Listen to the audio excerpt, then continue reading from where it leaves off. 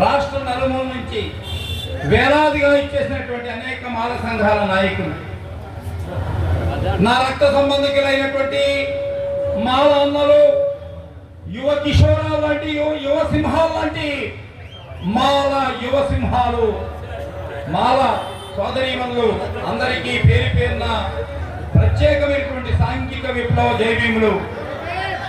అన్న కార్యం శివాజీ గారిని వేదిక మీద రావాల్సిందిగా సాదరంగా ఆహ్వానిస్తున్నాం.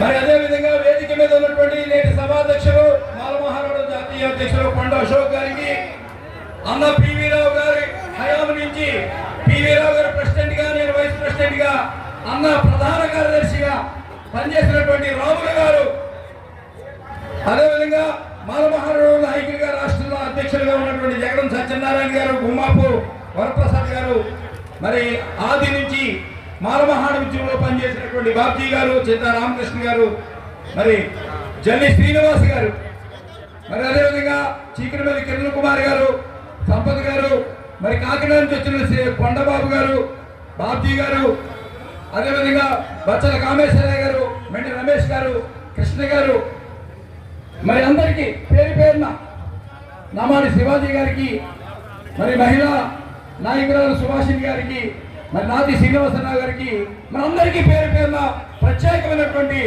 జైవీని తెలియజేస్తున్నాం సోదరులారా. ఈవేళ మాలల మీద జాతీయ స్థాయిలోనే ఒక కుట్ర జరుగుతుంది. మాల అనుబంధ కులాల మీద జరుగుతున్నటువంటి కుట్ర ఇది. అది ఏమిటో తెలుసా? మాలల మీద ఎందుకు జరుగుతుంది కుట్రలంటే, మాలలు విరాసితమైనటువంటి వీరులు, మౌర్య సామ్రాజ్య నిర్మాతలు, మాలలు మాల కన్నమని యొక్క వారసులు, మాలలో ప్రాణం ఇచ్చి న్యాయం కోసం నిబద్ధతగా నిలబడ్డటువంటి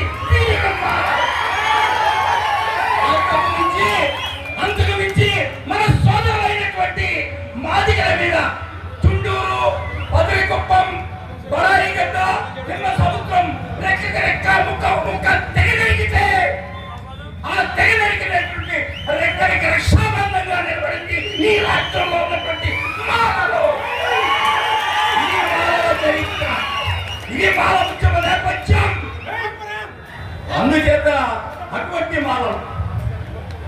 అటువంటి మాలలంటే ఈ రాష్ట్రంలో అన్ని పార్టీలకి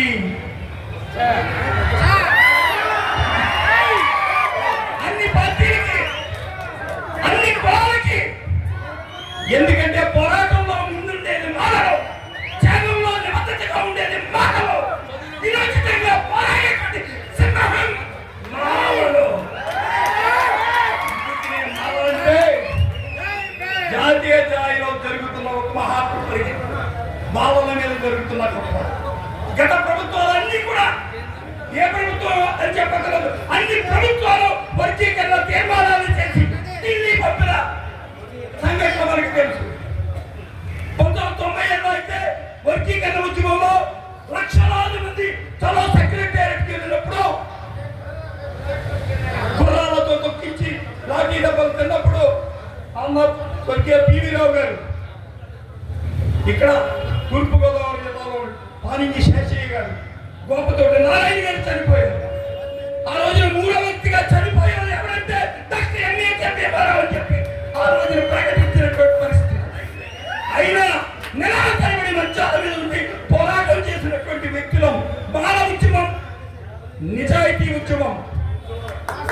అందుకే మీరందరూ ఎన్ని మాల మహానాడులో ఎంతమంది రాష్ట్ర అధ్యక్షులు, ఎంతమంది జాతీయ అధ్యక్షులు ఉంటారు.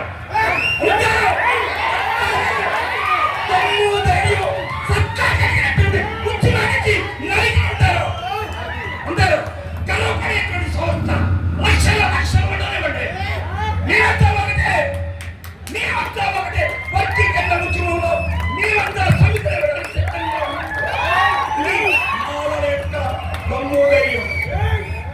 సోదరులారా, ఇక ఇంకొక కుట్ర కూడా జరుగుతుంది. ఎంఆర్పిఎస్ అంటే మంద కృష్ణమాదిగా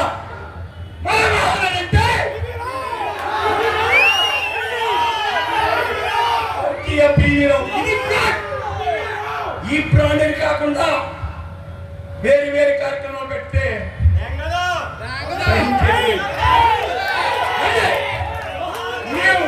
మేము మీ వెనకాల ఉంటాం. నాయకత్వం వహిస్తే ఏ నాయకుడి నాయకత్వం వహించండి, మీ వెనకాల నడుస్తాం. మాల జేఏసీని పెట్టండి, మాల జేఏసీని పెట్టండి. అందరూ కలిసి వద్దాం, అందరూ కలిసి ఒక నాయకత్వానికి వద్దాం. మాకు నాయకత్వ పోరాటాలు లేవు, నాయకత్వ ఆరాటాలు లేవు.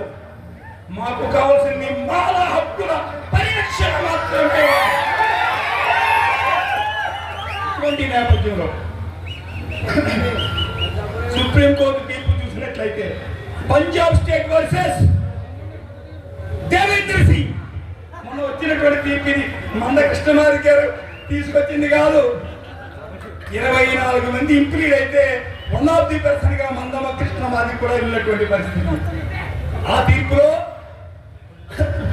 సర్వోన్నత న్యాయస్థానం ఏం చెప్తుంది, 5గురు చెప్పినటువంటి తీర్పుని పక్కన పడేసి రాజ్యాంగంలో ఉన్నటువంటి 341 1, 2 సబ్క్లాస్ ఆర్టికల్ పక్కన పడేసి, అటు రాజ్యాంగాన్ని పక్కన పడేసి, ఇటు రాష్ట్రపతిని పక్కన పడేసి, అటు పార్లమెంటుని పక్కన పడేసి, ఎందుకు మనకంత తెలుసా, రాష్ట్రాలు సుముఖంగా లేవు వర్గీకరణ చేయడానికి.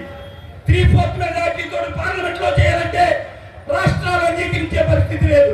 3/4 మెజార్టీతో పార్లమెంట్ లో చట్టం చేద్దామంటే పార్లమెంట్ లో కూడా ఇచ్చేటువంటి పరిస్థితి లేదు. మరి రెండమ్మా రమాబాయి సంఘం పుణ్యవంతుల రెడ్డి గారి బృందాన్ని అవసరం కోరుతున్న వీరికి మరి ఇటువంటి పరిస్థితుల్లో మీకు తెలుసో లేదో, సరే ఆగండి వస్తారు, మీకు తెలుసో లేదో పైకండి రజనీ గారు, ప్రధానంగా వర్గీకరణ తీర్పు జరగాలి అంటే రాజ్యాంగం ఏం చెబుతుంది, ఆర్టికల్ 341లో 3/4 మెజార్టీ తోటి పార్లమెంట్ లో చట్టం జరగాలి. అటు రాష్ట్రాలు ఇటు ఎంపీలతోటి అది లేదు. మీకు తెలుసో లేదో ప్రజాస్వామ్య వ్యవస్థలో by the people for the people of the people అనేటువంటి ప్రజాస్వామ్యంలో ఈ ఎస్సీల కోసం ఒక ఆర్టికల్ బాబాసాహెబ్ అంబేద్కర్ రాశాడు. నిద్రాహారాలు వారి ఆ ఆర్టికల్ 341. ఈ 341 కానీ ఇది తీసుకున్నట్లయితే మన ప్రజాస్వామ్య వ్యవస్థలో న్యాయ వ్యవస్థ ఒక పక్కన, శాసన నిర్మాణ వ్యవస్థ ఒక పక్కన, రాష్ట్రపతి ఒక పక్కన, ఈ మూడాట్ల పైన అంబేద్కర్ అక్షరాలు కథలు తొక్కుతూ ఉంటాయి.